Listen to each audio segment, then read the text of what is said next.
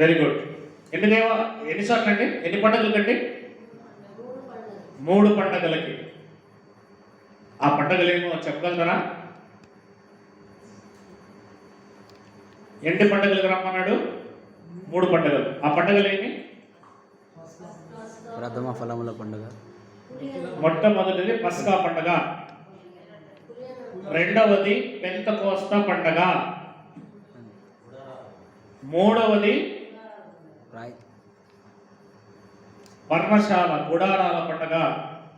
మూడవదండి పర్ణశాల గుడారాల పండుగ. ఈ 3 పండుగలకు ప్రతి సంవత్సరం ఖచ్చితంగా కూడుకోవాలని దేవుడు చెప్పాడు వాళ్ళకి. ఓకేనా? ఇప్పుడు మనము మొదటిగా పస్కా పండుగ చూద్దాం. పస్కా పండుగ. ఈ పస్కా పండుగ గురించి ఆలోచిస్తే లేవికాండంలోనికి వద్దాం. లేవికాండం కమాన్ 23వ అధ్యాయం 4వ వచనం చదువుదాం. ఇవి యెహోవా నియామక కాలములు.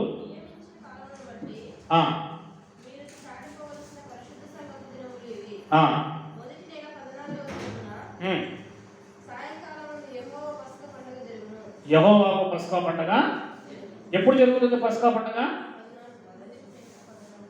Very good. ఇదంతా కూడా పండుగలు వివరణ మీకు ఇక్కడ కనిపిస్తున్నాయి. ఓకేనా? ఆ మాత్రం కనిపిస్తే చాలు. రైట్.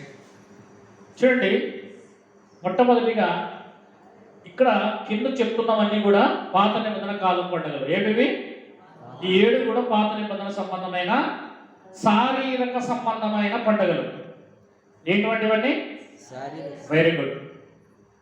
ఆ పండుగలు ఎప్పుడు చేయాలి, ఎలా చేయాలన్నది మధ్యలో కనబడుతుంది. చూడండి, మధ్యలో ఇటువైపు నుంచి ఎటర్నిటీ ద సభాతలం చూడండి. అటు సైడ్ కూడా ఉంది 8th డే. అవునా? ఇక్కడ ఫస్ట్ ఇది 1 డే జరుగుతుంది అనమాట. First day only 1 day. రెండవది 7 days జరుగుతుంది. మూడవది 1 డే. నాలుగవది 1 డే. ఐదవది అది కూడా 1 డేనే. అంటే ఇక్కడ చూడండి, ఈ మధ్యలో గ్యాప్ ఇది గ్యాప్ 4th, 5th, 6th. ఇక్కడ మరలా 1 డే, మరలా 1 డే, మరలా 7 days. అంటే రెండవ పండగ 7వ పండగ 7 రోజులు జరుగుతుంది. అవునా? 7 రోజులు అంటే సంపూర్ణంగా జరుగుతాయి. సంపూర్ణత అని అర్థం. Very good. ఇక్కడ పైన మనకు పైన కనిపిస్తుంది చూడండి. ఈ పైన కొత్త నిబంధనలో యేసుక్రీస్తు ద్వారా నెరవేర్చబడింది. సిలువ, తర్వాత యేసుక్రీస్తు వారు ప్రభురాత్రి భోజనం ఆయన ఇవ్వడము, ఆయన తిన్నాడు. ఆ తర్వాత ఆయన శరీరం గురించి అది వివరిస్తుంది. ఆ తర్వాత మూడవది యేసుక్రీస్తు వారు చనిపోయి తిరిగి మొట్టమొదటి వాడిగా పునరుద్ధారుడయ్యాడు. ఆ తర్వాత పరిశుద్ధాత్మ వర్షం, రైనింగ్. అవునా? ఆ తర్వాత గ్యాపింగ్. ఈ గ్యాప్ని ఇప్పుడు వీళ్ళందరూ కూడా 2000 సంవత్సరాలు అంటున్నారు. అలాగే దాన్ని కూడా పెట్టారు. ఈ తర్వాత ఇప్పుడు నెక్స్ట్ గ్యాప్ ఇక్కడ చూడండి. ఓకేనా? తర్వాత ఏది? ఇశ్రాయేలు తిరిగి రావటం. వాళ్ళు అదే చెప్తున్నటువంటి వాళ్ళు బ్యాగ్ ఎత్తుకొని వచ్చేస్తున్నటువంటి. అంటే ఇప్పుడు 1948లో వాళ్ళు వస్తున్నారని చెప్తారనమాట. ఓకే? అందుకే దాన్ని అంటే వాళ్ళ మ్యాప్ నేను ఉపయోగించుకుంటున్నాను. రైట్. ఇక నెక్స్ట్ ఇటు సైడ్ వస్తే పశ్చాత్తాపడడం. అంటే ప్రాయశ్చిత్తార్థ పండుగ కదండి అది. ఆ రోజు వాళ్ళు ఇశ్రాయేలు అందరూ ఏమవుతారు? తిరిగి మళ్ళీ వాళ్ళు ప్రాయశ్చిత్తార్థము పొందుకుంటారని చెప్తాడు. ఆ తర్వాత లాస్ట్లో దేవుడి రాజ్యం దిగొస్తుంది చూడండి. క్రీస్తు ఆయన రాజ్యము నీతి, దేవుని యొక్క నీతి దిగొస్తుంది అని చెప్తున్నాడు అక్కడ. రైట్. ఇవన్నీ మనం చూస్తూ ఉన్నట్లయితే కొత్త నిబంధనలో జరిగేది మ్యాప్లో పెట్టారు, పాత నిబంధనలో జరిగేది పెట్టారు. అవి ఎన్నెన్ని రోజులు అనేది కూడా ఇక్కడ దీంట్లో మనకు కనిపిస్తుందండి. ఇది మనం పక్క వదిలేదండి కాస్త. ఇక లేవికాండం 23వ అధ్యాయానికి వస్తే 4వ వచనం నుండి 4, 5 వచనాలు అండి. 4, 5 వచనాలు. ఈ 5వ వచనంలో ఉండేదే పస్కా పండుగ. ఈ 5వ వచనంలో ఉండేదే పస్కా పండుగ. మొదటి నెల 14వ దినము సాయంకాలమందు యెహోవా పస్కా పండగ జరుగును. ఎప్పుడండి? ఎప్పుడు జరుగుతుంది? మొదటి నెల. అంటే దేవుడు ఇశ్రాయేలీయులను ఐగుప్తులో నుంచి ఏ నెలలో అయితే తీసుకొచ్చాడో దాన్నే మొదటిగా వాళ్ళని కౌంట్ చేసుకోమన్నాడు. అది మామూలుగా అయితే ప్రపంచం అంతటా మొదటి నెల కాదు అది. అప్పటికి వాళ్ళను విడిపించిన నెలనే మొదటి నెలగా మీరు కౌంట్ చేసుకోమన్నాడు. ఈ నెల మొదటిగా మీరు కౌంట్ చేసుకోమన్నాడు. ఒకవేళ ఐగుప్తులో అది 5వ నెల ఉండవచ్చు, 10వ నెల ఉండవచ్చు, మనకు తెలియదు. ఐగుప్తుల లెక్క ప్రకారం తీసుకోలేదు. దేవుడు విడిపించే ఆ నెల ఇశ్రాయేలుకు అక్కడి నుంచి ఒక క్యాలెండర్ ఏర్పాటైంది. ఇశ్రాయేల్ కొత్తగా క్యాలెండర్ ఏర్పాటైంది. అందుకే దీన్ని లేవి కాండంలో ఉన్నదాన్ని నిర్గమకాండంలో చూద్దాం. 12వ అధ్యాయం. నిర్గమకాండం 12వ అధ్యాయం. నిర్గమకాండం 12వ అధ్యాయం. మొదటి వచనం నుంచి చదువుదామండి. మోషే అహరోనులు ఐగుప్తు దేశంలో ఉండగా యెహోవా వారితో ఇలాగ సెలవిచ్చెను. అదిగో నెలలలో ఈ నెల మీకు మొదటిది, ఇది మీ సంవత్సరమునకు మొదటి నెల అన్నాడు. చూడండి, అంటే మీకు ఇక్కడ నుంచి క్యాలెండర్ స్టార్ట్ చేస్తున్నాను నేను. ఇంకా అంటే వాళ్ళకి కాల పరిమితిని అక్కడి నుంచి స్టార్ట్ చేస్తున్నాడు, క్యాలెండర్ స్టార్ట్ చేస్తున్నాడు. మీకు ఇది, మీకు వ్యత్యాసంగా మిమ్మల్ని విడిపిస్తున్నాను కదా నేను ఇప్పుడు, మీకు ఇది మొదటి నెల. ఈ నెలలో మీరు ఇశ్రాయేలు సర్వ సమాజమును చూచి ఈ నెల దశమి నాడు అనగా 10వ తేదీ. ఎప్పుడండి? దశమి అంటే 10 కదండి. 10వ తేదీన వారు తమ తమ కుటుంబముల లెక్క చొప్పున ఒక్కొక్కరు గొర్రె పిల్లనైనను మేక పిల్లనైనను అనగా ప్రతి ఇంటి వారికి ఒక గొర్రె పిల్లనైనా ఒక మేక పిల్లనైనా తీసుకోవాలి. ఎప్పుడు? 10వ తేదీన. అంటే వాళ్ళు అక్కడ బయలుదేరారు కనుక ఆ పిల్లను తినుటకు, అంటే ఆ గొర్రె పిల్లను కానీ మేక పిల్లను తినుటకు ఒక కుటుంబము చాలకపోయిన పక్షమున వాడును వాని పొరుగువాడును తమ లెక్క చొప్పున దాన్ని తీసుకొనవలెను. ఆ గొర్రె పిల్లను భుజించుటకు ప్రతి వాని భోజన పరిమితిని బట్టి వారిని లెక్కింపవలెను. నిర్దోషమైన ఏడాది మగపిల్లను తీసుకొనవలెను. గొర్రెలలో నుండి అయినా మేకలలో నుండి అయినా దాన్ని తీసుకొనవచ్చును. ఈ నెల 14వ దినము వరకు దాన్ని ఉంచుకొనవలెను. తర్వాత ఇశ్రాయేలు సమాజపు వారందరూ తమ తమ కుటుంబంలో సాయంకాలం ఏం చేయాలి? వాళ్ళు దాన్ని చంపి దాని రక్తము కొంచెముగా తీసి దానిని తమ ఇండ్ల ద్వారమందు 2 నిలువుల కొమ్ముల మీద పై కొమ్ము మీద చల్లి లేదా రాసి ఆ రాత్రి వారు అగ్ని చేత కాల్చబడిన మాంసమును పొంగని రొట్టెలను తినవలెను. చేదుకూరలతో కూడా దాన్ని తినవలెను. ఈ విషయాలన్నీ కూడా మరలా మనకు 14వ వచనం వరకు చెప్తూ ఉన్నాడు. 14వ వచనం వరకు రాసుకోండి మీరు. పస్కా పండుగ యొక్క వివరణ ఉంటుంది అక్కడ. పస్కా పండుగ ఎలా చేయాలి, పస్కా పండుగ వివరణ ఉంటుంది. ఇక 21వ వచనం చూద్దామండి. 21వ వచనం. కాబట్టి మోసే పిలిపించి వారితో ఇలా అన్నాడట, మందలో నుండి పిల్లలు తీసుకొని వధించండి, మరియు చూడండి ఇస్సోపు కుంచి తీసుకొని పల్లెములో రక్తములో దాన్ని ముంచి ద్వారబంధపు పైకొమ్మును రెండింటిని వాటిని తాకిపోవలేము.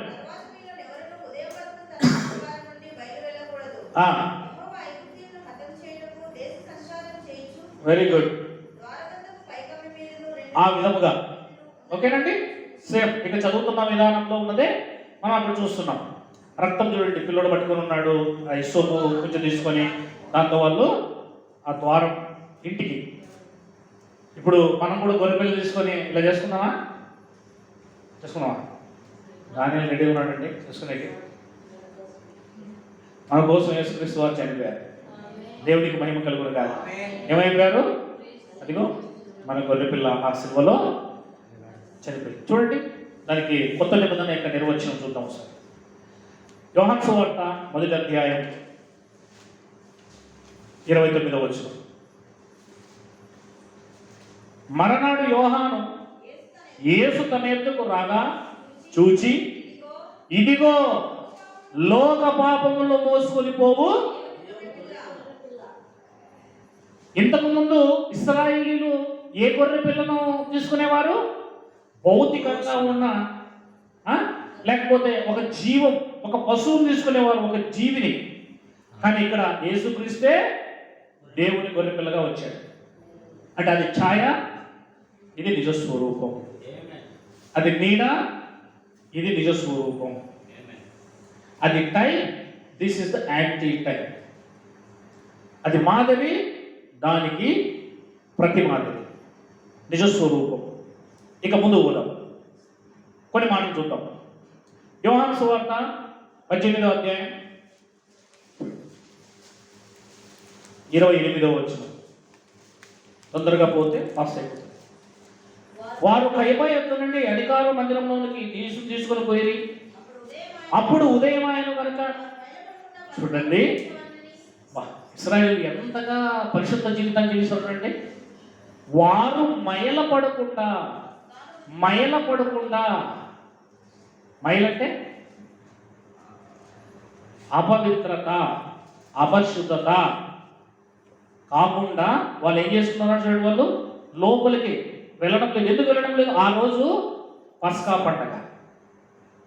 చూసారా, యేసుక్రీస్తుని చంపేశారు, కానీ పద్ధతులు మాత్రం మానడం లేదు. దేవుడి భూమిని దిగి వస్తే ఆయన చంపేశారు, కానీ మానవ సంబంధమైన పద్ధతుల్లో మేము పరిశుద్ధులము అని చూపించుకుంటాం. మైల పడకుండా, చూడండి, మైల పడకుండా మేము అపవిత్రులము కాకుండా పస్కా పూజించాలి. కానీ నిజంగా యేసుక్రీస్తు అనే పస్కా అక్కడ వధించబడతాడు. ఇప్పుడు వాళ్ళు చేసే పని అదే. యేసుక్రీస్తును తీర్పు చేస్తున్నారు. ఒకవైపున యేసుక్రీస్తును చంపడేమో మైలపడిపోతున్నారు వాళ్ళు. యేసుక్రీస్తు మీద తీర్పులు కుమ్మరిస్తూ లేకపోతే తీర్పు చేస్తున్నారు, మైలపడిపోతున్నారు. దేవుని దృష్టిలో ఏమవుతున్నారు? వాళ్ళు అపవిత్రులు అవుతున్నారు. ఆ వర్డ్ చూడండి ఎంత నీటిగా ఉందో. వారు కయప యొద్ద నుండి అధికార మందిరములోనికి యేసును తీసుకొని పోయిరి. ఎవరు? ఇశ్రాయేలీయులు, పరిసయ్యులు, శాస్త్రులు, సద్దుకయ్యులు అందరూ. అప్పుడు ఉదయం ఆయన గనుక వారు మైలపడకుండా పస్కాను భుజింపవలనని అధికార మందిరంలోనికి వెళ్ళలేదండి.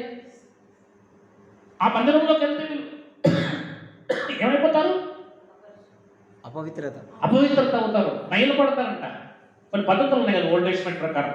కానీ యేసుక్రీస్తుని చంపుతున్నారు. యేసుక్రీస్తే ఆ ధర్మశాస్త్రాన్ని ఇచ్చాడు, ఆయనేమో తీసుకుపోతున్నాడు. వీళ్ళు ధర్మశాస్త్ర ప్రకారం మైలు కాకూడదని చూస్తున్నారు, కానీ నిజంగా ధర్మశాస్త్ర ప్రకారం వాళ్ళు మైలు అవుతున్నారు యేసుక్రీస్తుని అప్పగించి. సార్ ఓకేనా? అర్థమవుతుందండి? మైలు పడకూడదు అనుకున్న వాళ్ళు ఖచ్చితంగా అక్కడ మైలు పడిపోతున్నారు. ఐ మీన్ అపవిత్రతగా మార్చబడుతున్నారు అని మనం చెప్పచ్చు.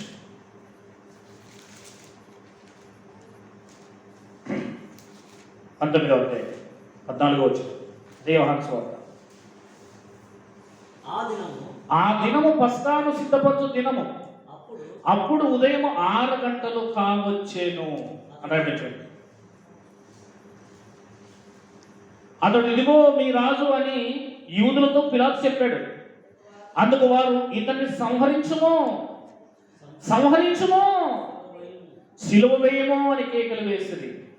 పిలాతు మీ రాజును సిలువ వేయుదునా అని వారిని అడగగా, ప్రధాన యాజకులు డైరెక్ట్గా, ప్రధాన యాజకులు దేవుడితో సంబంధం కలిగిన వారిని ప్రధాన యాజకులు ఇయర్లీ వన్స్ వాళ్ళు 7వ నెల 10వ దినమున లోపలికి వెళ్ళి దేవుడికి రక్తాన్ని ఆ యొక్క కరుణాపీఠం మీద చిమరించి దేవుడితో సంభాషణ చేసేవాళ్ళు.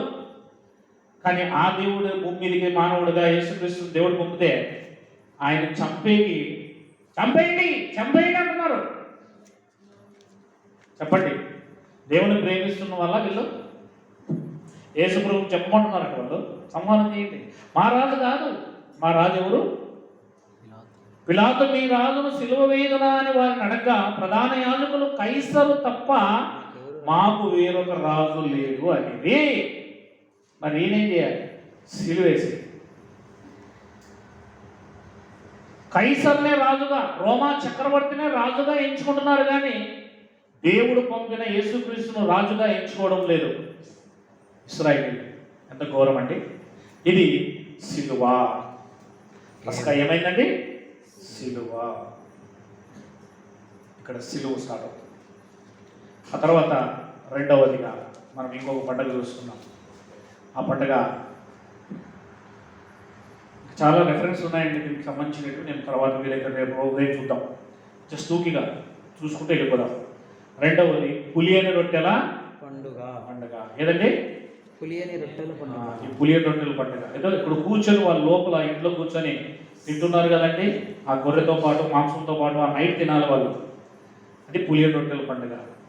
ఈ పులియని రొట్టెల పండుగను 15వ తేదీ నుంచి 25వ తేదీ వరకు చేసుకోవాలి. పైన 7 days అని చూడండి. ఓకే, దానిపైన 7 days ఉంది. అది ఎన్ని రోజులు చేసుకోవాలా? 7 రోజులు, 7 దినములు. ఈ పులియని రొట్టెల పండుగ గురించి మనం చూస్తే కాస్త ఒక్క రెఫరెన్స్ మనం చూద్దాం. నిర్గమకాండం 12వ అధ్యాయం 15. నిర్గమకాండం 12వ అధ్యాయం 15. 7 దినములు పులియని రొట్టెలను తినవలను. మొదటి దినమున మీ ఇండ్లలో నుండి పొంగనిది పారివేయవలను. మొదటి దినం మొదలుకొని 7వ దినం వరకు పులిసిన దానిని తిను ప్రతి మనుషుడు ఇశ్రాయేలులో నుండి. చూసారా? పులిసిన తింటే దేవుడు వాళ్ళని ఏం చేస్తాడు? వాడు ఇశ్రాయేలుడు కావద్దు అని తృణీకరిస్తాడు. పులిసింది తింటే ఏమవుతుందిలే అని. ఈరోజు మనం కూడా పులిసింది తినకూడదు. పులిసిందంటే అర్థం ఏంటంటే పాపం కలిగింది. యేసుక్రీస్తు వారు అంటారు, పరిసయ్యులు సద్దుకేలు జోలికి వెళ్ళొద్దు, శాస్త్రుల జోలికి వెళ్ళొద్దు, వారి బోధ పులిసిన బోధ అంటాడు. పులిసిన బోధ అంటే బోధలో పాపం కూడా ఉంటుంది.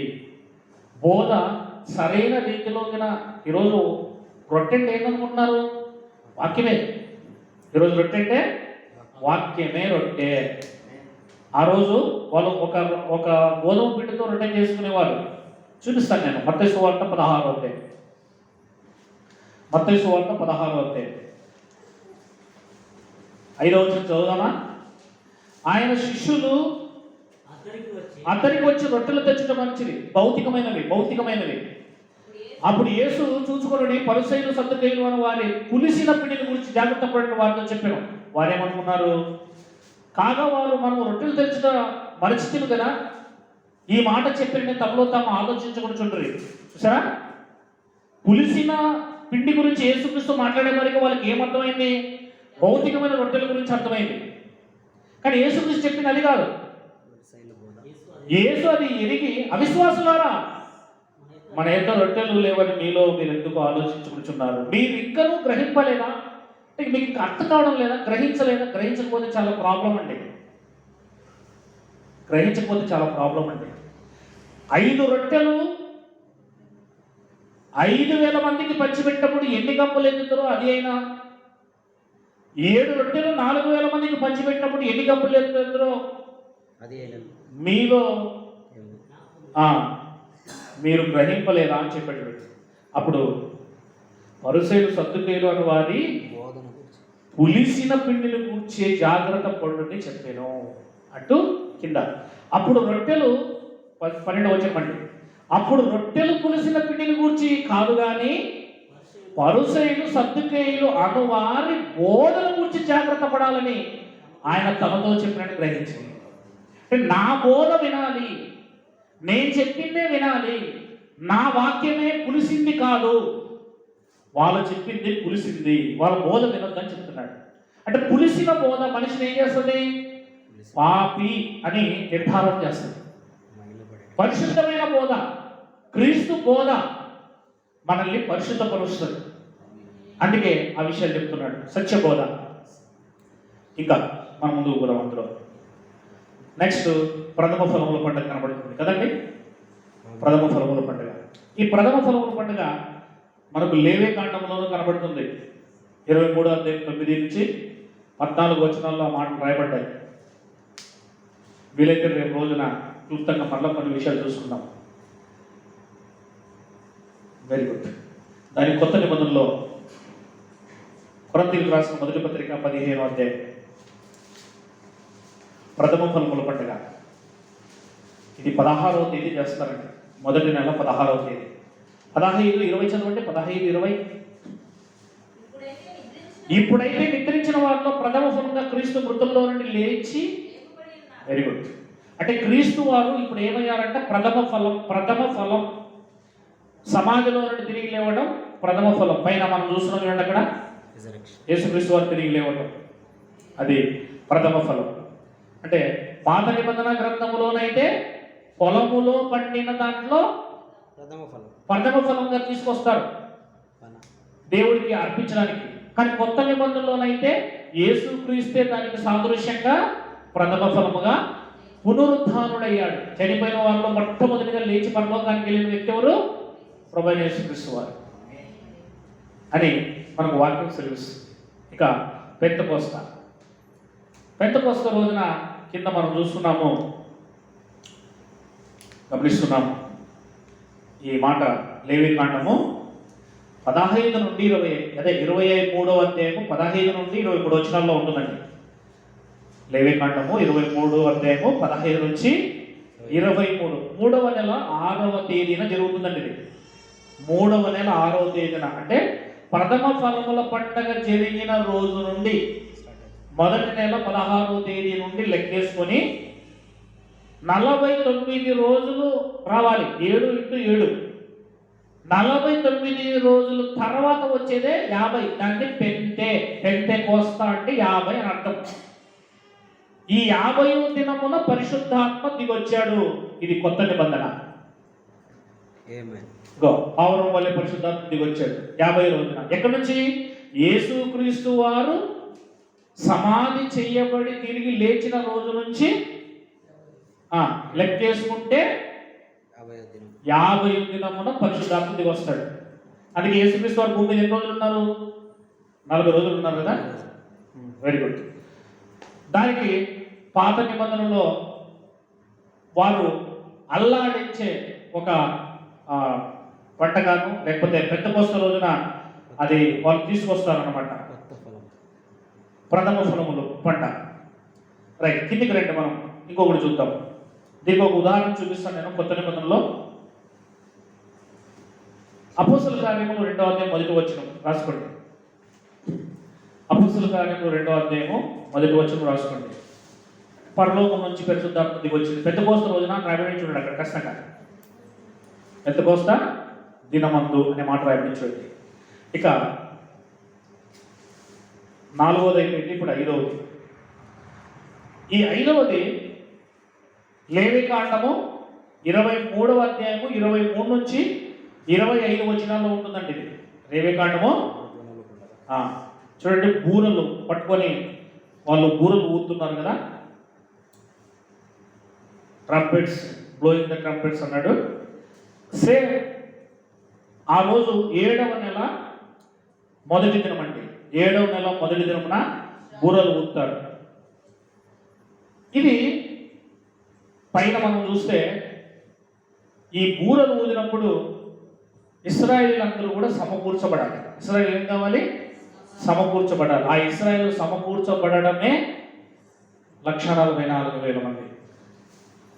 ఇశ్రాయేలు సమకూర్చబడమే 1,44,000 మంది. అది 7వ అధ్యాయం ప్రకటన గ్రంథం, 14వ అధ్యాయం ప్రకటన గ్రంథంలో సంపూర్ణంగా నెరవేర్చబడింది ఈ బూరల విషయం. కావాలంటే కొరింథీయులకు రాసిన మొదటి పత్రిక 15వ అధ్యాయము 50 వచనం.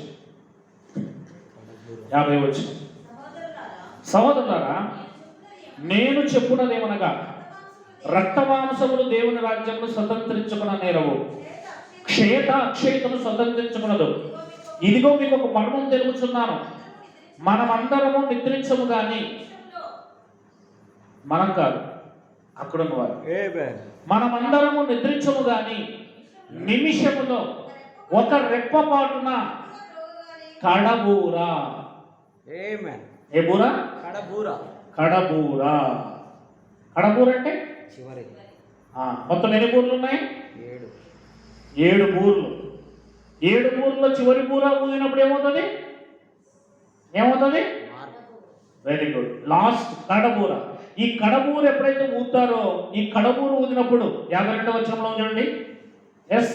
Amen. ఈ కడబూర ఊదినప్పుడు ఏం జరుగుతుంది? ఇంగ్లీష్ లో అట్ ద లాస్ట్ ట్రంప్ అన్నాడు, అవునా? అట్ ద లాస్ట్ ట్రంప్, కడబూర, చివరి బూర, లాస్ట్ ట్రంప్. ప్రకటన గ్రంథం 8వ అధ్యాయం.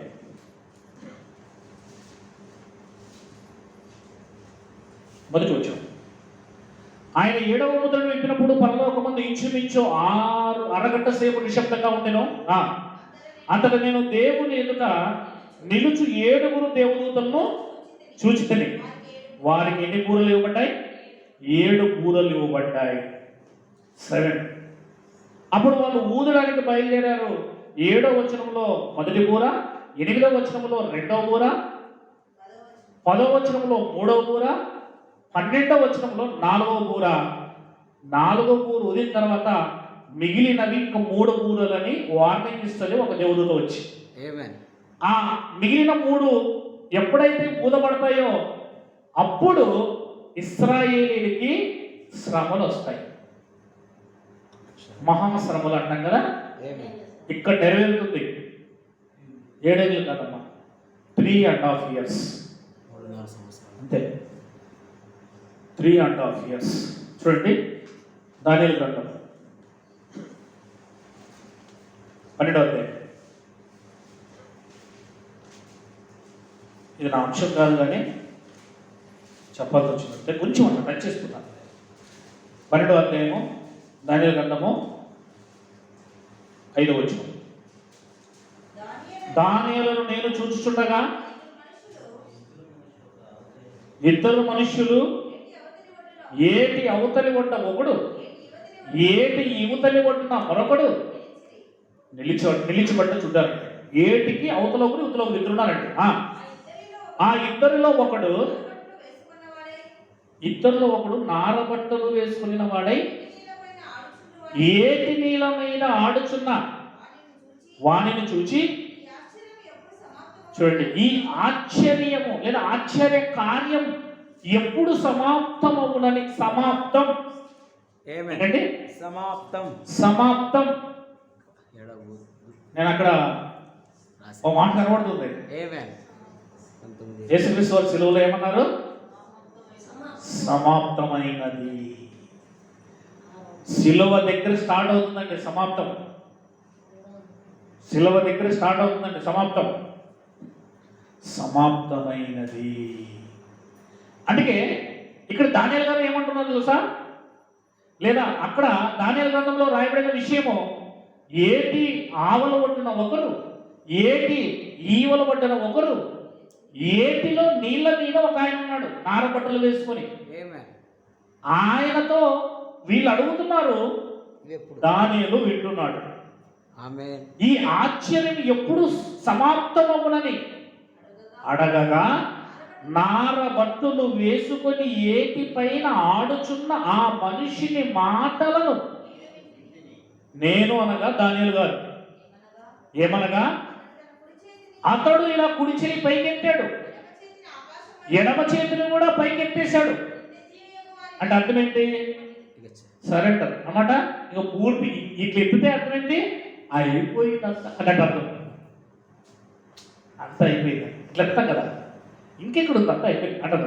అట్లనే సమాప్తం గురించి మొత్తం పైకెత్తేస్తున్నాడు ఇంక చేతిలో.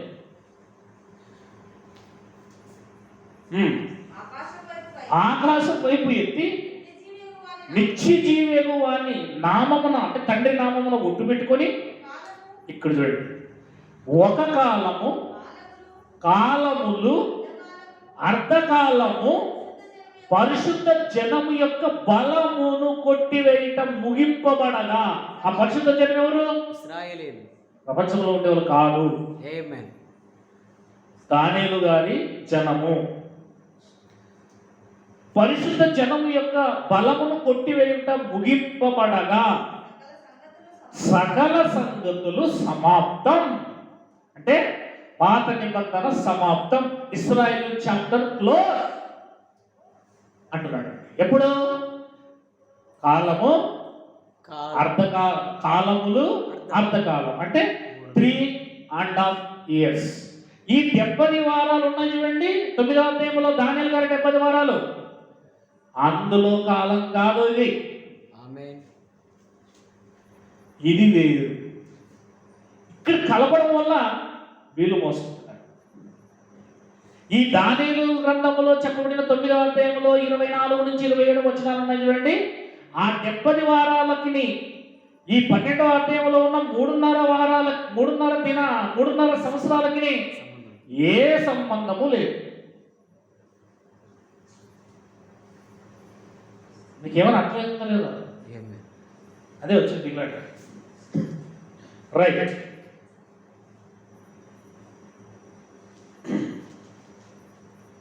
వీలైతే ఈ మాట మరొక చోటు కూడా ఉంది. 8వ అధ్యాయము బహుశా ప్రకటన, అదే దానియేలు గ్రంథము. సోదరులారా వినుచున్నారా? ఆమేన్. ఏమైనా అర్థమవుతుందా?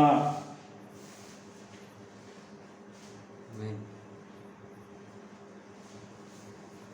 ఒకసారి 19వ వచనం చదువుదామా? మరియు అతడు ఉగ్రత సమాప్తమైన కాలమందు కలగబోనట్టి సంగతులు నీకు తెలియజేయుచున్నాను.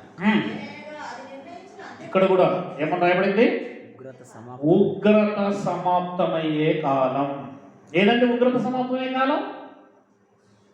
కడబూరు మురుగాలి. కడబూరం మోగే సమయంలో, లేకపోతే బూరలు మోగే సమయంలో, లేకపోతే చివరి. క్రీస్తు రాకడ. ఆమేన్. అదే అంత్యకాలం. ఆమేన్. ఇశ్రాయేలుకి రాబోయే ఉగ్రత గురించి యోహాను చెప్పాడు, యేసుక్రీస్తు చెప్పాడు, అపోస్తలులు చెప్పారు. ఆ ఉగ్రతే.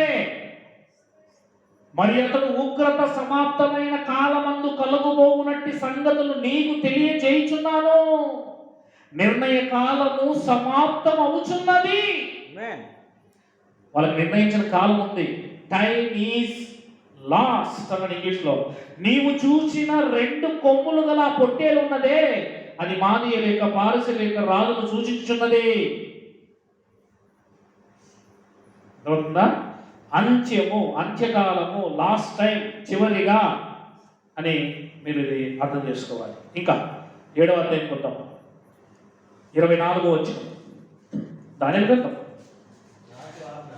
ఆ 10 కొమ్ములు ఆ రాజ్యము నుండి పుట్టబోవు 10 మంది రాజులను సూచించుచున్నవి.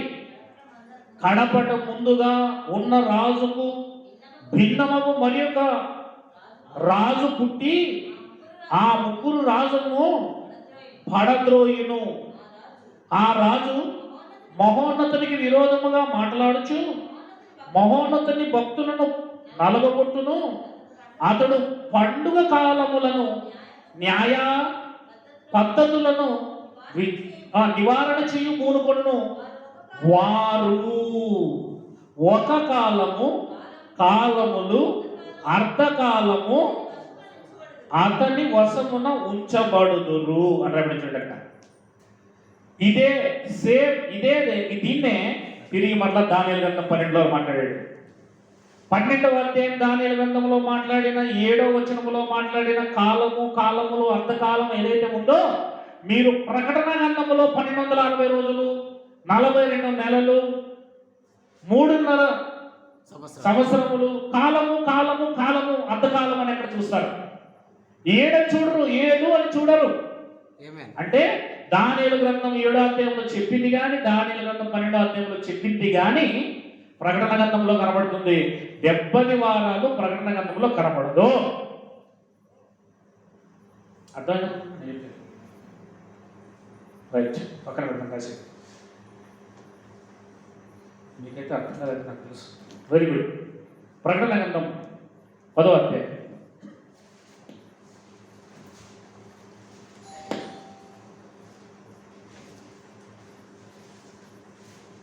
ఎనిమిదవ అధ్యాయంలో 4 బూరలు ఊదబడిన తర్వాత 13వ వచనంలో 3 బూరలు ఊదబోయే దేవదూతల గురించి మాట్లాడుతూ ఒక దూత అయ్యో అయ్యో అయ్యో అని గొప్ప స్వరంతో చెప్పడం వింటిని. అంతేనా? 9వ అధ్యాయం 1వ వచనంలో 5వ దూత బూర ఊదడం, 9వ అధ్యాయం 13వ వచనంలో 6వ దూత బూర ఊదడం, 10వ అధ్యాయము 6వ వచనం చూద్దాం. ఇప్పుడు 10వ అధ్యాయము 6వ వచనం మనకు బాగా పరిచయమైన విషయాలు ఇవన్నీ. పరలోకమును అందులో ఉన్న వాటిని, భూమిని అందులో ఉన్న వాటిని. యాజ్ ఇట్ ఈజ్ గా ప్రకటన గ్రంథములో ఉన్న ఈ మాట యాజ్ ఇట్ ఈజ్ గా ఎక్కడుంది ఇంతకు ముందు? దానియేలు 12:6లో చూశారు మీరు. ఆమేన్. అక్కడ ఉంది, తీసుకొచ్చి పేస్ట్ చేసి ఇక్కడ కాపీ చేసి పేస్ట్ చేసి ఉంటుంది కదా. పరలోకమును అందులో ఉన్న వాటిని, భూమిని అందులో ఉన్న వాటిని, సముద్రమును అందులో ఉన్న వాటిని సృష్టించి యుగయుగములు జీవించుచున్న వారిని తోడు ఒట్టు పెట్టుకుని ఇక ఆలస్యం ఉండదు కానీ చేయట్లేదని చూస్తారా? 5వ వచనం చూద్దాం. 5వ వచనం. మరియు సముద్రం మీదను భూమి మీదను నిలిచి ఉండగా నేను చూచిన ఆ దూత తన కుడి చెయ్యి ఆకాశము తట్టు ఎత్తి. తర్వాత మాటలే కదండి, అక్కడ ఉంది కదా ఇది కూడా. 7వ వచనం. ఇక ఆలస్యం ఉండదు అన్నాడు కదా. ఆలస్యం ఉండదు అంటే అర్థం ఏంటి? అక్కడ అంత్యకాలంలో జరుగుతుందని చెప్పాడు, ఇక్కడ ఆలస్యం ఉండదు అని చెప్పాడు. 7వ వచనం. ఏడవ దూత పలుకు దినములలో అతడు బూరు ఊదబోచుండగా దేవుడు తన దాసులకు ప్రవక్తలకు తెలిపిన సువార్త ప్రకారము, ఈ ప్రవక్తలు ఇశ్రాయేలీలు, ఓల్డ్ టెస్టిమెంట్ ఇశ్రాయేలీలు, దేవుడు తన దాసులకు ప్రవక్తలకు తెలిపిన సువార్త ప్రకారము దేవుని మర్మము సమాప్తమగునని చెప్పాను. ఏంటా దేవుని మర్మము? 11వ అధ్యాయం 14వ వచనం. 11వ అధ్యాయం 14వ వచనం. 2వ శ్రమ గతించెను అంటే 6వ బూర అయిపోయింది. ఇదిగో 3వ శ్రమ త్వరగా వచ్చుచున్నది అంటే 7వ బూర వస్తుంది. 15వ వచనం. 7వ దూత బూర ఊదినప్పుడు పరలోకములో గొప్ప శబ్దములు పుట్టెను. ఏమయ్యాయంటండి? ఆ శబ్దములు ఈ రాజ్యము మన ప్రభు రాజ్యమును, ఆయన క్రీస్తు రాజ్యము ఆయను. అంటే ప్రవక్తలందరితో చెబుతున్న ఆ మర్మం ఏంటి అంటే పరలోక రాజ్యం ఇస్తానని చెప్పాడు. యేసుక్రీస్తు వచ్చి కూడా ఉపమానాలు చెప్పిందంతా కూడా పరలోక రాజ్య మర్మాలే, పరలోక రాజ్యం గురించిన మర్మాలే. ఆ మర్మం పరలోక రాజ్యము వచ్చుట. యజమాని మీనలు తాళాంతులు ఇచ్చి దేశానికి వెళ్ళి మరలా వచ్చినప్పుడు లెక్కడగడం, వచ్చేటప్పుడు రాజ్యం తీసుకొని వచ్చాడు. దాని గురించే 7వ బూర ఎప్పుడైతే ఊదబడుతుందో అప్పుడు ఇశ్రాయేలీల యొక్క సమాధులు తెరవబడతాయి. సజీవులుగా ఉన్నవారు వారి యొక్క శరీరాలు రాలిపోయి వారి లోపల ఆత్మ పైకి వెళ్ళిపోతుంది. ఇది 1,44,000 మందికి 7వ బూర ఊదినప్పుడు అక్కడ ఆ సమయంలో ఉన్న వారికి జరిగింది. లాస్ట్లో 7వ బూర ఊదినప్పుడు ఎవరైతే రక్షించబడ్డారో ఇశ్రాయేలీయులు వారి గురించి మాట్లాడుతుంది.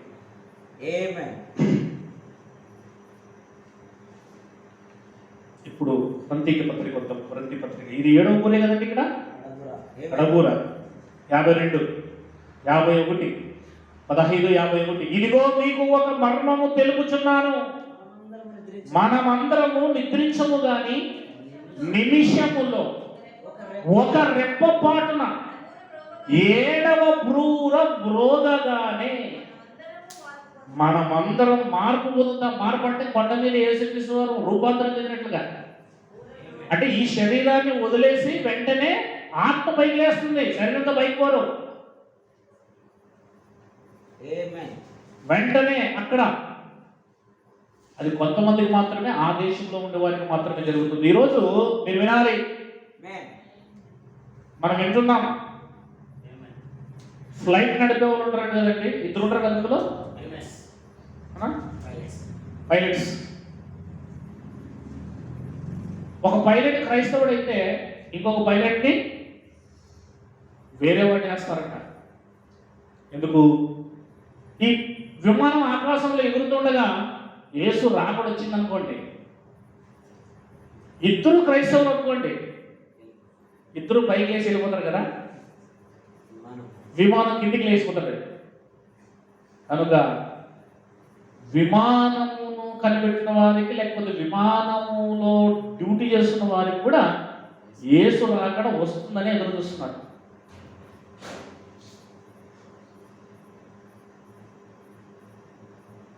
కానీ బైబిల్ ఏం చెప్తుందంటే ఇది ఒక దేశములో ఒక ప్రజలకు మాత్రమే జరిగేది. అంతేనా?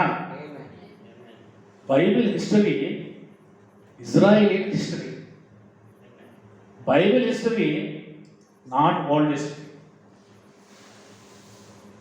అది అక్కడ తెలుసుకుంటే చాలా. బైబిల్ కేవలం ఇశ్రాయేలు చరిత్ర మాత్రమే మాట్లాడుతుంది. బబులోని చరిత్ర మాట్లాడదు, అమ్మోని చరిత్ర మాట్లాడదు, ఏదోము చరిత్ర మాట్లాడదు. అంతెందుకు ఇస్మాయిల్ చరిత్ర కూడా మాట్లాడదు. కెతురా కుమారుల గురించి కూడా మాట్లాడదు. హాము సంతానం గురించి మాట్లాడదు, లోతు సంతానం గురించి మాట్లాడదు, వాళ్ళ చరిత్ర మాట్లాడదు. కేవలం అబ్రహాం, ఇస్సాకు, యాకోబు నుండి వచ్చిన 12 గోత్రాల వారి హిస్టరీ మాత్రమే ఈ పుస్తకము. ఈ పుస్తకం ఇశ్రాయేలీలది. ఇశ్రాయేల్ యొక్క చరిత్ర మాత్రమే ఉంటుంది. దీంట్లో నువ్వు ప్రపంచాన్ని కలపొద్దు. కలపడం వల్లనే తారుమారు చేసేస్తున్నారు. తెస్సలోనికీయులకు రాసిన మొదటి పత్రిక 4వ అధ్యాయం 13వ వచనం. ఈ బూర దగ్గర మనం ఆగుదాం. సహోదరులారా, నిరీక్షణ లేని ఇతరుల వలె మీరు దుఃఖపడకుండా నిమిత్తము నిద్రించుచున్న వారిని కూర్చి. నిద్రించుచున్న వారంటే ఆల్రెడీ ఇంతకుముందు చనిపోయిన వాళ్ళు. మీకు తెలియకుండా మాకు ఇష్టము లేదు, యేసు మృతి పొంది తిరిగి లేచినని మనము నమ్మిన ఎడల అదే ప్రకారం యేసునందు నిద్రించిన వారిని దేవుడు ఆయనతో కూడా వెంట పెట్టుకుని వచ్చానంటే అర్థమేం తెలుసా? భలే ఉంటుందండి మాట. ఆల్రెడీ వాళ్ళు ఎక్కడున్నారు? పైన ఉన్నారు. వాళ్ళ ఆత్మలు చనిపోగానే ఆడిపోతాయి. అది పైన ఉన్నారు కనుక పైన నుండి వచ్చినప్పుడు వెంట పెట్టుకుని వస్తాడు కిందికి. కిందున్న వారిని పైకి లేపడు, పైనున్న వారిని కిందికి తీసుకొని వస్తాడు. ఎప్పుడు తీసుకెళ్ళాడు వాళ్ళని? 27వ అధ్యాయం 52వ వచనంలో మత్తయి సువార్తలో పైకి తీసుకెళ్ళిపోయాడు. అదే వాళ్ళ గురించి మాట్లాడుతున్నాడు.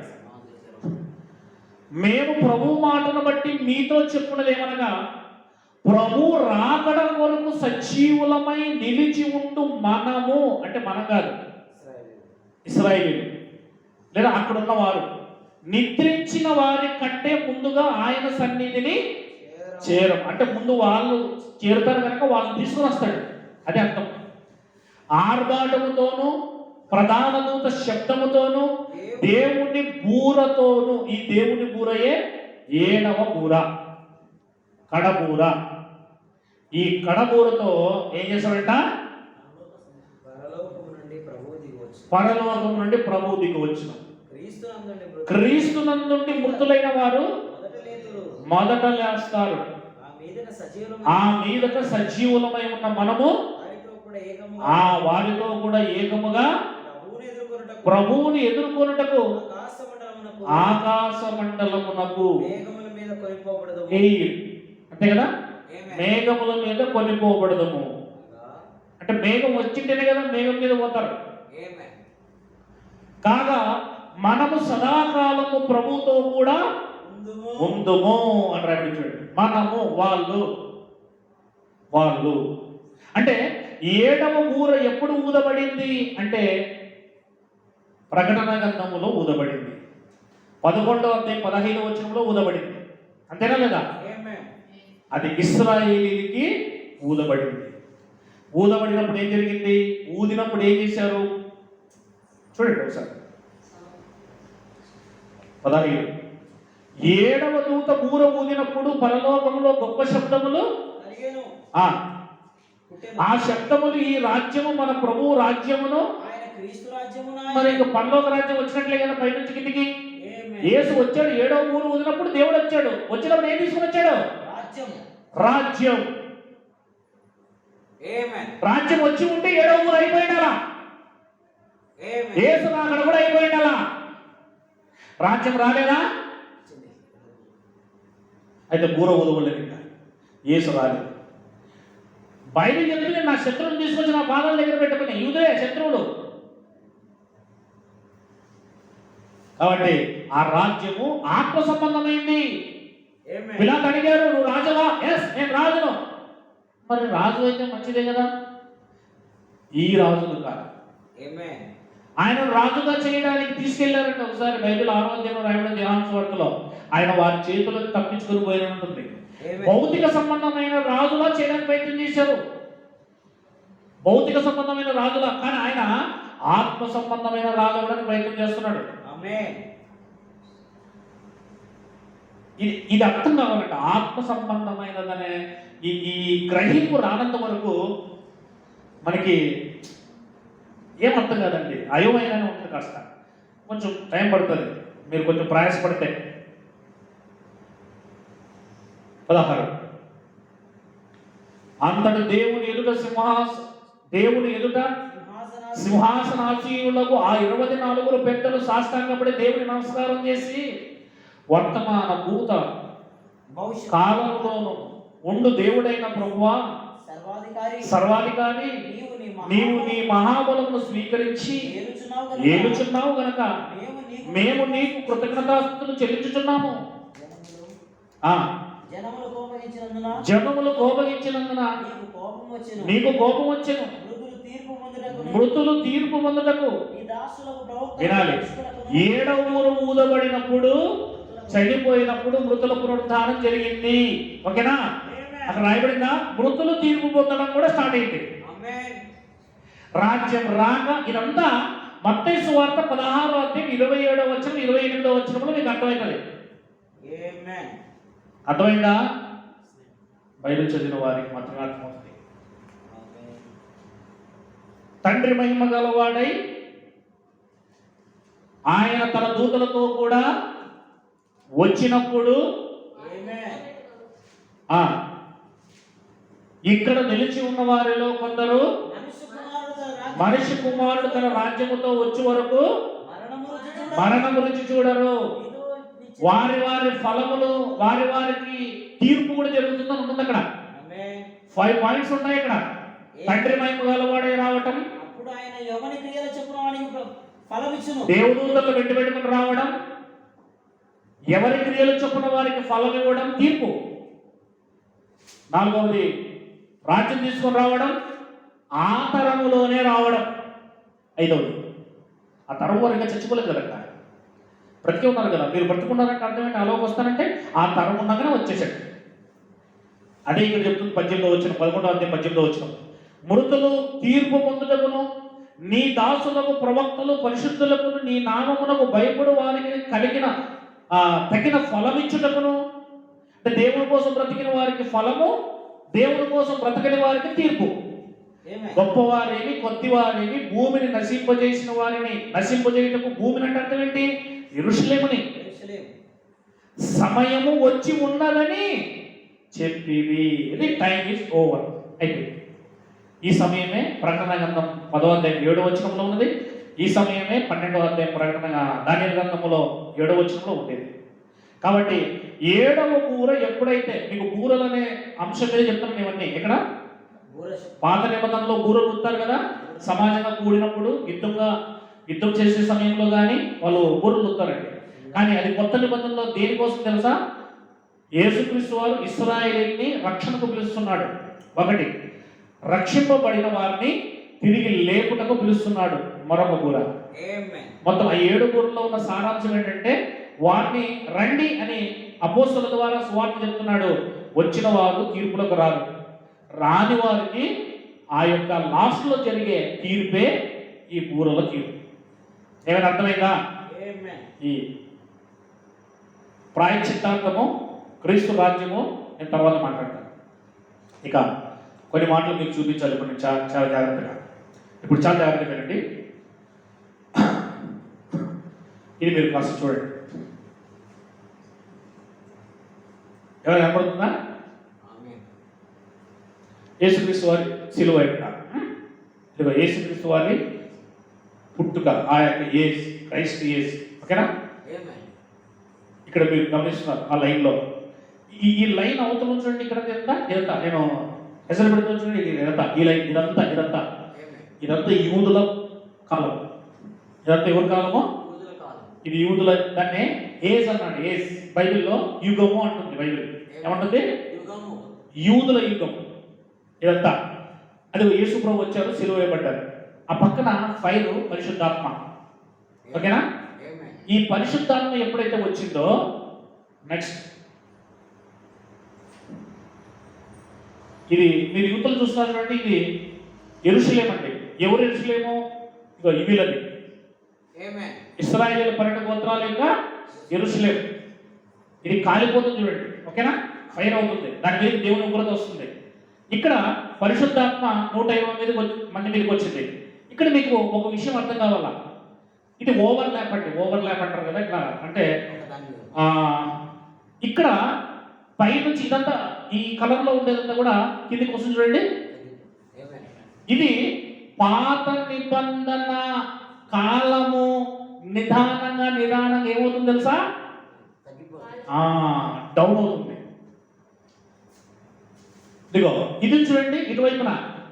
ఇది కొత్త నిబంధన age, new testament, Christ age అంటాం కదా, మరో యుగం. ఆ యుగం ఏమవుతుంది తెలుసా? ఈ పరిశుద్ధాత్మ పొందుకున్న రోజు నుంచి, అపోస్తల యొక్క పరిశుద్ధాత్మ పొందుకున్న రోజు నుంచి ఇలాగ గ్రోత్ పెరుగుతూ ఉంది. Amen. అంటే ఇశ్రాయేలు యొక్క గ్రోత్ తగ్గుతా వస్తూ ఉంది. వాళ్ళ యొక్క ఓల్డ్ టెస్టిమెంట్, యూతుల మీద ఓల్డ్ టెస్టిమెంట్ లో చెప్పబడిన ప్రవచనాలు Amen. నెరవేరుతూ వచ్చి ఇగో ఈ దేవాలయము ఈ లాస్ట్ నుండి కిందికి పూర్తిగా నెరవేరబడ్డాయి. అంటే పాత నిబంధనలలో చెప్పబడిన ప్రతి ప్రవచనము యేసుక్రీస్తు వచ్చినప్పటి నుండి లేదా పరిశుద్ధాత్మ వచ్చినప్పటి నుండి Amen. కిందికి డెవలప్ అవుతూ వస్తుందంటే పాత నిబంధనలో మొత్తం ప్రవచనాలు ఈ 40 years లో నెరవేర్చబడ్డాయి. ఇప్పుడు చూపిస్తాను మీకు 40 years. కింద AD 30 కనబడుతుంది కదా. Amen. ఈ AD 30 నుండి AD 70 లోపు పాత నిబంధన అంతా నెరవేరింది. సిలువ దగ్గర నుండి AD 70 లోపు, AD 30 నుండి AD 70 లోపు అంటే 40 సంవత్సరాలలో పాత నిబంధనను పరిశుద్ధాత్మ దేవుడు వచ్చి నెరవేర్చి కొత్త నిబంధనను స్థాపిస్తూ వస్తున్నాడు. Amen. బాగా వినాలి, అర్థమవుతుందా? Amen. ఒక దాన్ని కొట్టుకుంటూ వస్తున్నాడు, మరొక దాన్ని రాస్తూ ఇది చేయమని చెప్తున్నాడు. Amen. ఇది ఇది ఇది అయిపోయింది, నెరవేరింది అంటున్నాడు, దాన్ని కొట్టేస్తున్నాడు, ఇవి చేయండి అని చెప్తున్నాడు. Amen. ఒక దాన్ని తీసేస్తూ మరొక దాన్ని స్థాపిస్తున్నాడు. మీకు అర్థం కావాలండి. ఇది ఒక ఏజ్, జ్యూస్ ఏజ్ లేదా యూదుల యుగం నిదానంగా 40 సంవత్సరాలు ఏమవుతుందంటే పడిపోతూ వస్తుంది దాని గ్రోత్.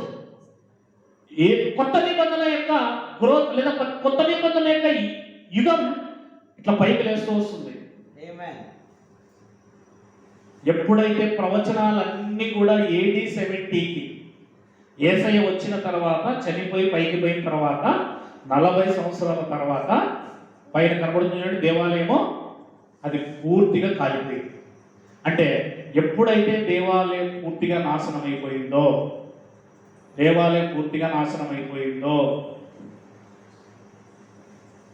గ్యాప్ కనబడుతుంది కదండి.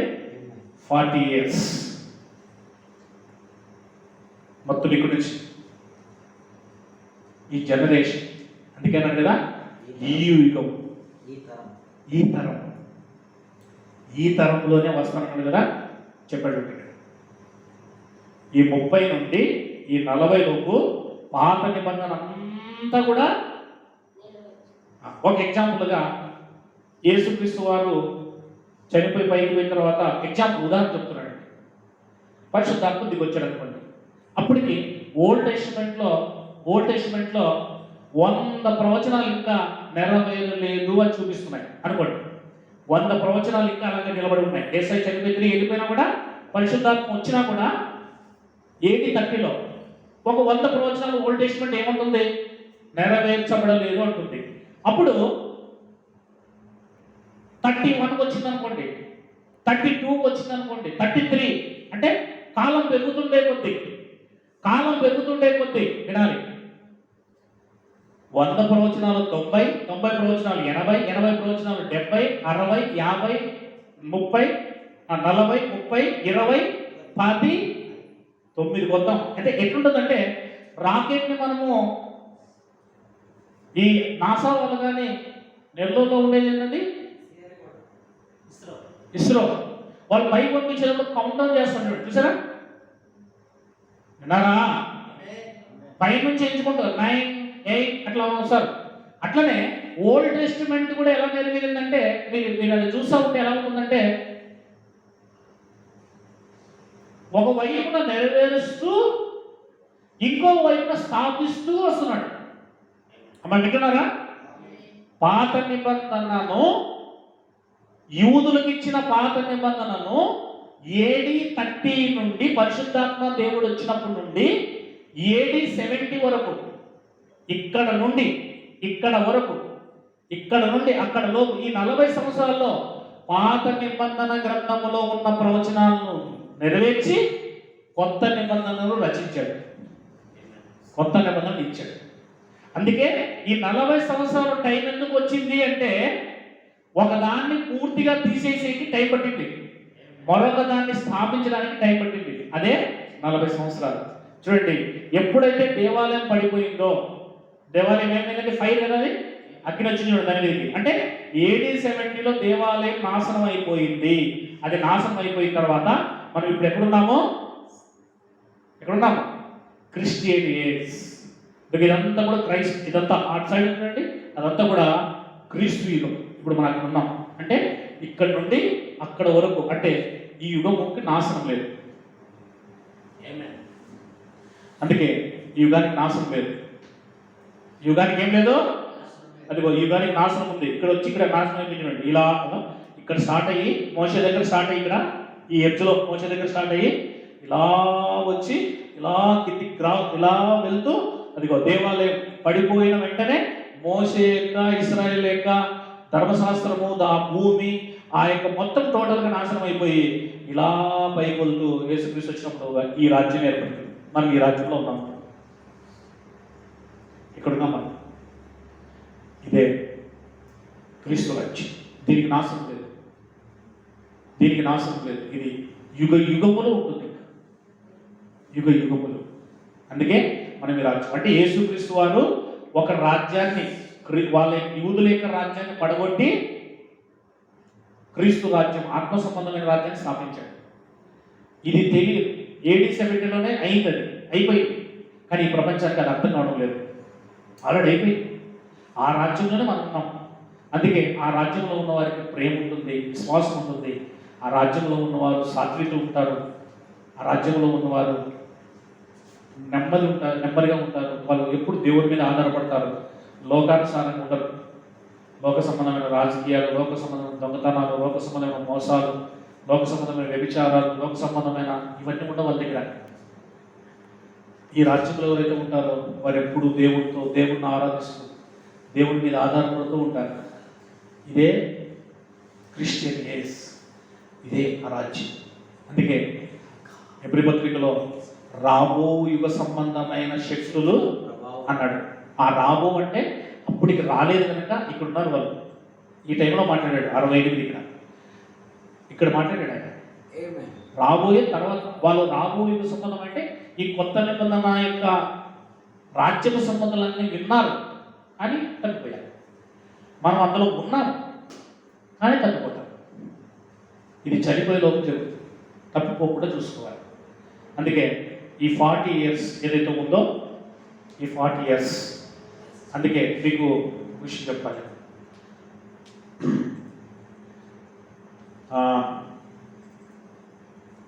ఈ పటము చూడండి, పటములన్నీ కూడా ఇక్కడ మీకు కనిపిస్తుంది. జాగ్రత్తగా చూడాలి, అర్థమైపోతుంది. ఇక్కడ ఎన్ని పటములు ఉన్నాయి? 1, 2, 3, 4 ఉన్నాయి. 4 పటములు ఉన్నాయా? ఇవి మొదటి భాగంలో యేసుక్రీస్తులు జరిగాయి. ఇక పరిశుద్ధాత్మ వచ్చినప్పటి నుండి ఈ లైన్ చూడండి, 40 years ఎక్సోడస్ అని, అవునా? ఇక్కడ నుంచి ఇక్కడ వరకు అంటే యేసుక్రీస్తు వారి యొక్క రెండవ రాకడ వరకు 40 సంవత్సరాలు పట్టింది.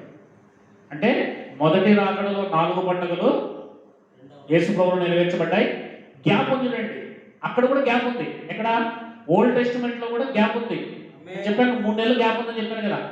ఆ గ్యాప్ ఇక్కడ సేమ్ గ్యాప్. ఈ గ్యాప్ 40 ఇయర్స్.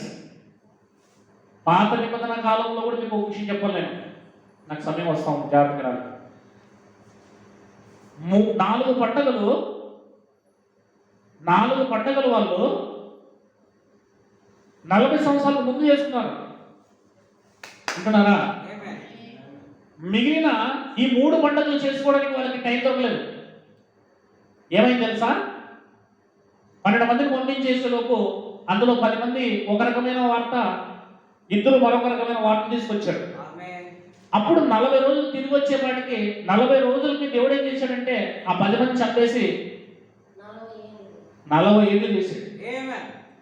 ఈ 40 ఏళ్ళు చేశాడు కనుక 40 ఏళ్ళు దాటిన తర్వాతే వాళ్ళు ఆ దేశంలోకి వెళ్ళిన తర్వాతే ఈ 3 పండుగలు చేస్తున్నారు. అంతకు ముందు 4 పండుగలు అయిపోయాయి, కానీ వెంటనే ఈ 3 పండుగలు చేసుకోవాలి. ఈ గ్యాప్ లో 40 ఇయర్స్ శిక్ష వచ్చేసుకోవాలి. Amen. సేమ్ ఇక్కడ కూడా అదే యూదులకు ఏ రకంగా అయితే వచ్చిందో ఇక్కడ విశ్వసించని అదే యూదులకి 40 ఇయర్స్ టైం ఇచ్చాడు. Amen. ఈ 4 పండుగలకి 3 పండుగలకి ఈలోగా ఈ 4 పండుగలు చూడండి, ఇక్కడ 40 ఇయర్స్ 40 ఇయర్స్ చూడండి, ఈ 40 ఇయర్సే 1000 ఏళ్ల పరిపాలన. Amen. ఇక్కడ జరిగింది 1000 ఏళ్ల పరిపాలన. భవిష్యత్తులో జరుగుతుందని చెప్పాడు నాకు వీడియోలో ఆయన. ఆరంభ కోర్టు వేసుకుంటే మనకు ఆయన చెప్తే మనం తెల్లబట్టేసుకుంటే మనం ఎవరు ఉంటారు. ఇక్కడ జరిగింది 1000 ఏళ్ల పరిపాలన. 1000 అంటే 1000 కాదు, అది అలంకార రూపంలో రాయబడింది. కాబట్టి ఇశ్రాయేలుకి ఏమి ఇచ్చాడు? ఇక్కడ 1000 ఏళ్ళు ఇచ్చాడు. మీకు ఒక విషయం చూపిస్తానండి, ఒక అద్భుతమైన విషయం. హెబ్రీ పత్రిక యెషయా గ్రంథం 11వ అధ్యాయం.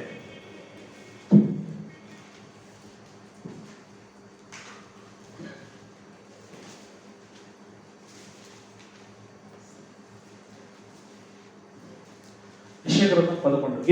ఇది చదివినప్పుడు దీన్ని తీసుకుంటారు కదండి, 1000 ఏళ్ల పరిపాలనలో ఇలా ఉంటారని. ఏమంటే బైబిల్ తీసారా? అర్థం కాకపోతే అర్థం కాకుండానే ఉంటారు, మళ్ళా చెప్పడం జరగదు. Amen. ఇది 1000 ఏళ్ల పరిపాలనలో తీసుకుంటారు కదా దీన్ని. వాళ్ళు 1000 ఏళ్ల పరిపాలన గురించి మాట్లాడతారు కదా, Amen. ఏమని మాట్లాడతారో చూద్దాం. 5 వచ్చింది 11:5. అతడు నడుమునకు నీతియు అది తుళ్ళకు సత్యమును నడికట్టుగా ఉండను, తోడేళ్ళు గొర్రె పిల్ల యొక్క ఇది చెప్తారు కదా 1000 ఏళ్ల పరిపాలన జరుగుతుందని. Amen. చిరుతపులి మేక పిల్ల యొక్క దూడ పొదల సింహము కూడుకుంటాయని చెప్తారు కదా, బాలుడు వాటిని తోలుతాడని చెప్తారు కదా, ఆవులు ఎలుగులు కూడి వాటి పిల్లలు ఒక్క చోటనే ఎద్దు మేయినట్లు సింహము,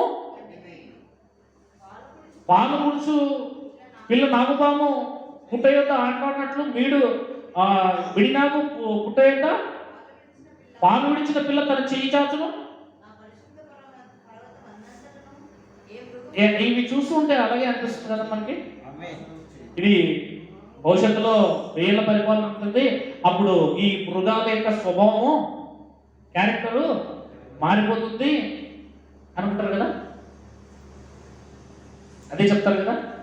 9వ వచనంలో నా పరిశుద్ధ పర్వతం అంతటను ఏ మృగమును హాని చేయదు, నాశనము చెయ్యద్దు, సముద్రము జలముతో నిండి ఉన్నట్లు లోకము యెహోవాను గురించిన జ్ఞానంతో నిండి ఉండును. ఓకేనా? ఆ దినమున ప్రజలు ధ్వజముగా నిలుచుండు యెషయా వేరుచిగురు వద్ద విచారణ చేస్తారు.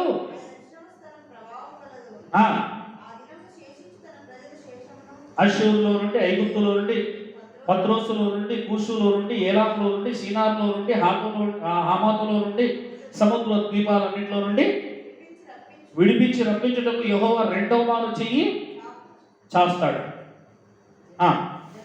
జనములను పిలుచుటకు ఆయన ఒక యేసుక్రీస్తును నిలబెడతాడు. భ్రష్టులైపోయిన ఇశ్రాయేలు పోగు చేయను, భూమి యొక్క 4 దిక్కుల నుండి చెదిరిపోయిన, ఈ మాట తెలియదు మళ్ళీ యోహాను సువార్తలో చూస్తారు, Amen. పోయిన యూదా వారిని సమకూర్చును. ఎఫ్రాయిముకున్న మత్సరము పోవును, యూదా విరోధులు నిర్మూలమగుదురు. ఎఫ్రాయిము యూదా యందు మత్సరపడు, యూదా ఎఫ్రాయిము బాధపెట్టడు. వారు ఫిలిస్తీన్ల భుజం మీద ఎక్కుతురు, పడబడి వైపున ఎక్కుతురు. చాలు ఇంతవరకు. ఇప్పుడు నేను చదివాను కదా, ఏమన్నా మీకు అర్థమైందా? 5వ వచనం నుంచి 14వ వచనం చదివిన తర్వాత ఏమైనా అర్థమైందా? అక్కడ ఆన్సర్ Amen. చెప్పండి, ఏమైనా అర్థమైందా? ఏమర్థమైంది విద్యను కదా? తోడేళ్ళు, గొర్రెపిల్ల ఒకే చోట నివాసం చేస్తాయా? తోడేలాంటి మనుషులు అవిశ్వాసులు విశ్వాసం. తోడేళ్ళు అవిశ్వాసం. నాకు అక్కడనే ఆన్సరే కావాలి.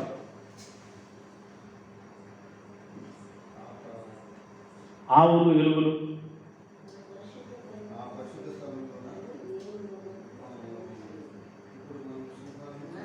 ఎద్దు మీనుడు, సింహం, గడ్డి మీను, పాలు పురుషు పిల్ల, నాగపాము, పుట్టయ్య ఆటలాడడం, బిడిగాకు పుట్ట మీద పాలు విడిచిన పిల్లవాడు తన చెయ్యి చాసును క్యా బోల్తారు. అక్కడున్న ఆన్సర్ మీరు ఏది మాట నేను ఒప్పుకోను. ఆదాం దినం ఏం లేదు సార్. అప్పుడు అన్నీ కూడా మాంసాహారం గల జీవితం, మాంసాహారమే, శాకాహారం శాకాహారమే. నేను భవిష్యత్తు చెప్తాను తర్వాత. నాకు కూడా ఆన్సరే కావాలా? 13వ వచనం చదువుదాం. ఆ దినమున 13వ వచనం. ఎఫ్రాయిమునకున్న మత్సరము పోవును. ఎఫ్రాయిము అనగా ఇశ్రాయేలీలు. మీరు హోషేయ గ్రంథం చదివితే అర్థమవుతుంది. Amen. ఎఫ్రాయిమునకున్న మత్సరము పోవును, యూదా విరోధులు నిర్మూలమగుదురు. ఎఫ్రాయిము యూదా యందు మత్సరపడడు, యూదా ఎఫ్రాయిమును బాధింపడు. ఏమైనా అర్థమైందా? ఇశ్రాయేలీయులు యూదులు 2 గోత్రాలు వేరు, ఇశ్రాయేలు 10 గోత్రాలు వేరు. కానీ భవిష్యత్తులో యేసుక్రీస్తు వచ్చినప్పుడు వీళ్ళు వాళ్ళు, అది ఎలుగుబంటి అయితే యూదా, ఇది సింహం. అది ఎద్దైతే, మృదువైన ఎద్దైతే యూదా, ఇది సింహం. అలిసిపోతారు. అంటే వీరికి పడదు. వాళ్ళంటే వీళ్ళకి యుద్ధము, వాళ్ళ మీదకి వీళ్ళు యుద్ధం వస్తారు, యుద్ధం చేసుకుంటారు. ఈ 12 గోత్రాల వారు ఎప్పుడు ఆ 10 గోత్రాల వారు 10 గోత్రాల 10 గోత్రాల మీదకి, 10 గోత్రాల వారు 2 గోత్రాల మీదకి. కానీ ఇక్కడేమంటున్నాడు? భవిష్యత్తులో ఒక ధ్వజం వస్తుంది, పరిశుద్ధ దేవుడు వస్తాడు, యేసుక్రీస్తు వస్తాడు. అప్పుడు రెండోసారి చేయి చాచి ఆయన అందరిని పిలుస్తాడు. పూరా Amen. అప్పుడు వారు వీరు ఏకమవుతారు. సింహము, ఎలుగుబంటి, పాము, మీరు ఏమన్నా అనుకోండి, అక్కడ విష సంబంధమైన జంతువులు, సాధు జంతువులు. ఇక్కడ కొందరిని విష సంబంధమైన జంతువులుగా పోల్చాడు, కొన్ని గోత్రాల వారిని సాధు జంతువులుగా పోల్చాడు. ఇప్పుడు ఒకరికి యూదులు కానీ ఎఫ్రాయిములు కానీ ఒకరికొకరు బాధ పెట్టబడరు అక్కడ. Amen. అంటే వారు ఒకరికొకరు నిర్మూలం చేసుకోరు, మత్సరపడరు, కలుసుకుంటారు. Amen. దాన్ని చెప్పడానికి పైన ఎగ్జాంపుల్ చెప్పాడు. Amen. చూసారా, ఆన్సర్ ఎక్కడే ఉంటుందిగా మనకు అర్థం కాదు. దీన్ని తీసుకెళ్ళి 1000 ఏళ్ళ పరిపాలనలో కలుపుతారు. కాదండి, అది కాదు, అది కాదు. అది ఆ 12 గోత్రాల గురించి మాట్లాడుతుంది. రెండవసారి, ఎన్నోసారి? మొదటిసారి 70 ఏళ్ళ తర్వాత పిలిచాడు, రెండవసారి యేసుక్రీస్తు వచ్చినప్పుడు పిలిచాడు. మీకు అర్థమవుతుందని చెప్పే విషయాలు. Amen. 4 పండుగలు యేసుక్రీస్తు వారు చనిపోయి పరలోకానికి వెళ్ళినప్పుడు, పరిశుద్ధాత్మను పొందినప్పుడు వరకు జరిగాయి. మిగిలిన ఈ గ్యాప్ ఏదైతే ఉందో, ఈ 40 సంవత్సరాలు ఫస్ట్ ఎక్స్డస్ అంటాం కదా, మొదటి నిర్గమంలో ఐగుప్తు దేశంలో నుండి కనాను దేశంలోకి వెళ్ళినప్పుడు 40 సంవత్సరాలు ఎలాగైతే పీరియడ్ పెట్టాడో, Amen. సేమ్ పీరియడ్ యేసుక్రీస్తు వారు మరలా 40 సంవత్సరాలు రెండవ నిర్గమనం వాళ్ళకి మరలా అవకాశం ఇచ్చాడు. Amen. అక్కడ భౌతిక సంబంధమైన కనాను దేశంలోకి భౌతికంగా వెళ్ళడానికి, ఇక్కడ ఆత్మ సంబంధమైన ఆ లోపల ఉన్న వ్యక్తి, ఆత్మ వ్యక్తి రెండో నిర్గమనములో పరలోక రాజ్యం అనే ఆత్మ సంబంధమైన లోకంలో వెళ్ళడానికి Amen. చాలా డిఫరెంట్ అండి. అక్కడ భౌతికమైన శరీరాలు తీసుకెళ్ళిపోయి పెట్టాడు అక్కడ 40 సంవత్సరాల తర్వాత. ఇక్కడ భౌతికమైన శరీరాలు తీసుకెళ్ళిపోయాడు, లోపల ఉన్న వ్యక్తిని తీసుకుని వెళ్తాడు. Amen. ఇదే తేడా. అందుకే ఇక్కడ 1000 ఏళ్ళు వాళ్ళకి అవకాశం ఇచ్చాడు. అందుకే ఇక్కడ పెంతెకోస్తు దగ్గర పరిశుద్ధాత్మ ఎప్పుడైతే దిగొచ్చాడో సాతాన్ని బంధించాడు. Amen. మరలా ఎప్పుడు విడిచాడు? ఏంట తర్వాత? ఆ 1000 ఏళ్ల పరిపాలన అయిపోయినాక విడిచిపెట్టాడు. Amen. ఆలోగా యేసుక్రీస్తు నమ్ముకోవలసిన 1,44,000 మంది రక్షించబడ్డారు. ఏర్పాట్లో ఉన్నవారు వాళ్ళు పైకి వెళ్ళిపోయారు. కడపూర 3 గారు అయిపోయింది. Amen. ఇది 1000 ఏళ్ల పరిపాలన. దీనికి సంబంధించిన విషయాలు చాలా ఉన్నాయి. మీరు ఆసక్తి కలిగి ఉంటే విందరు గారు ఎప్పుడైనా. దేవునికి మహిమ కలుగునుగా. ఇప్పుడు మీరు అర్థం చేసుకోవడానికి ప్రయత్నం చేయండి. ఈ 7 పండుగలు, 7 విషయాలు ఓవర్లాపింగ్ టైం. ఇది మరొకసారి చెప్పి ముగించేస్తాను, నాకు టైం లేదు.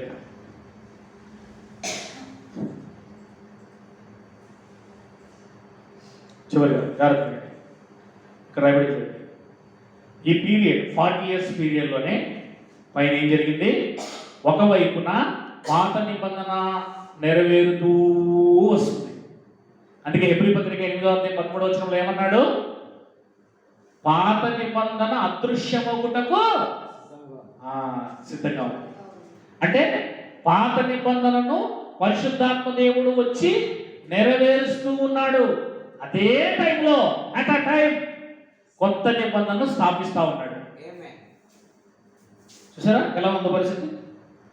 ఒకవైపున ఒక నిబంధనను పూర్తి చేస్తూ సమాప్తం అని దాన్ని కాల్ చేసి అక్కడ ఉండాలని పంపించేసి బయటికి మరొకటి స్థాపించాడు. Amen. అది యేసు రాకడతో ఆత్మ సంబంధమైన రాజ్యం. అది కనబడదు. యెరూషలేములో ఉన్న దేవాలయం వాళ్ళే కనబడదు. ఎవరు కనబడుతుంది? నువ్వు నిజంగా విశ్వాసం అయితే, నీ ఆత్మ రక్షించబడి ఉంటే, నీలో పరిశుద్ధాత్మ ఉంటే నీకు కనబడుతుంది. Amen. హృదయశుద్ధి గలవారు ధన్యులు వారు దేవుడిని చూచారు. Amen. హృదయంతో చూడాలి, మనసుతో చూడాలి, కానీ Amen. శరీరంతో చూసేది కాదు. Yes. దీన్ని అర్థం చేసుకోవడం కూడా చాలా క్రిటికల్గా ఉంటుంది. ఇది అంత కష్టం. మరి మీరు అర్థం చేసుకోవడం ఎప్పుడు, అర్థం చేసుకొని మీరు దాన్ని జీవించుకోవడం ఎప్పుడో అది మీ మీ చేతిలో ఉంటుంది. నేను చేయలేదు దానికి. కాబట్టి పాత నిబంధన మోసే దగ్గర ఆరంభమై, అమ్మ నాతో పాటు జాగ్రత్త వినండి, ముగించేస్తున్నాను. పాత నిబంధన ఈ కారణంలో చూడండి, కారణం ఇక పచ్చగా ఇక్కడ నుండి ఇలా మోసే నిబంధన, కొండ మీద ఇచ్చిన నిబంధన ఇక్కడికి వచ్చేవాడికి ఏమైపోయింది? అదిగో ఫైర్ కాలిపోయింది. అది కాలిపోవడంతో పాత భూమి, పాత ఆకాశం, ఓల్డ్ టెస్టిమెంట్ Amen. మొత్తం ఏమైపోయింది? తీసివేయబడింది. దాన్ని ప్రకటన గ్రంథం 20:11 కానీ, ప్రకటన గ్రంథం 21:1 కానీ పాత భూమి, పాత ఆకాశము గతించింది అంటాడు. ఇప్పుడు ఏమొచ్చింది? అదిగో కొత్త భూమి, కొత్త ఆకాశం వచ్చింది. ఏదా కొత్త భూమి, కొత్త ఆకాశము? పరిశుద్ధాత్మ వచ్చినప్పటి నుండి ఆరంభమైంది ఆ కొత్త భూమి, కొత్త ఆకాశం. అదిగో ఇక్కడ చూడండి, కొత్త భూమి, కొత్త ఆకాశం. ఇప్పుడు మనం ఆ కొత్త భూమి, కొత్త ఆకాశంలో ఉన్నాం. దాన్ని పరలోక రాజ్యం అంటారు. పరలోక రాజ్యం, ఆ కొత్త భూమి, కొత్త ఆకాశంలో మనం నివసిస్తున్నాం. కానీ ఈ భూమి నాశనం అయిపోయి, సృష్టి నాశనం అయిపోయి భవిష్యత్తులో వస్తుందని ఎదురు చూసేవాళ్ళు లోకంలో ఉన్నారు. కానీ మనం అలా ఎదురు చూడదు, ఆల్రెడీ వచ్చేసింది. కలిగిద్దాం కదా? Very good. మీకు అర్థమైంది అనుకుంటున్నాను. నేను మరి చెప్పాల్సింది చెప్పాను. అర్థమైతే తల్లిలో, అర్థం కాకపోతే మీకు వదిలేస్తున్నాను. తర్వాత రేపు ఉదయ కాలంలో అనేక విషయాలు చూద్దాం. ప్రార్థన చేస్తున్నాం.